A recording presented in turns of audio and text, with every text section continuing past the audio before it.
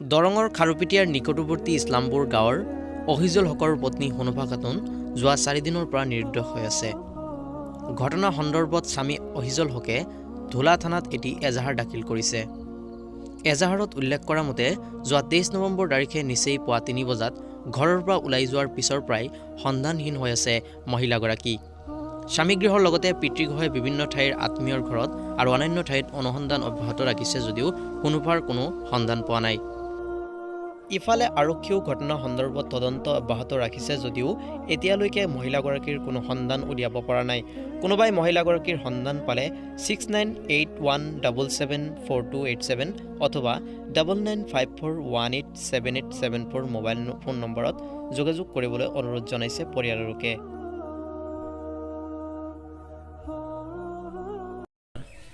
পরিবার যাওয়া মঙ্গলবার রাতের 3:30 বাজাত ঘর থেকে নিয়ে অবধি আমি থানাত ইজাহার দিছি। আজ পর্যন্ত কোনো সন্তান পাই নাই।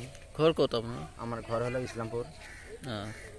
মোর নাম হলো অহিজল, মেয়েটার নাম হল হুনুফা।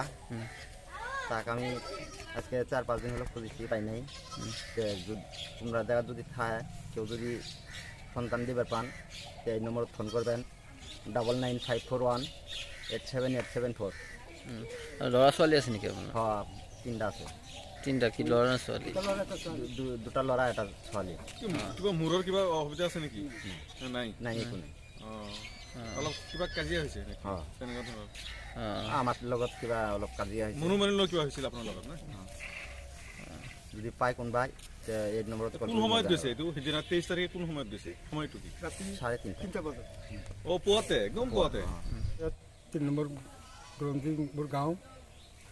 মোৰ এজন ছোৱালী ইছলামপুৰ চাকৰিত বিয়া দিছোঁ। যোৱা 23 নৱেম্বৰত মোৰ ছোৱালীটো মানে জয়াৰ ঘৰৰ পৰা মানে নিখোজ হৈছে। মই আজিলৈকে মানে তাৰ সন্ধান পোৱা নাই। ধুলা থানাত তাৰ ইজাহাৰ দিয়া হৈছে। পুলিচে কৈছে যে তোমালোকক বিচাৰি থাকক। আজিলৈকে মই ছোৱালীজনী মানে পোৱা নাই।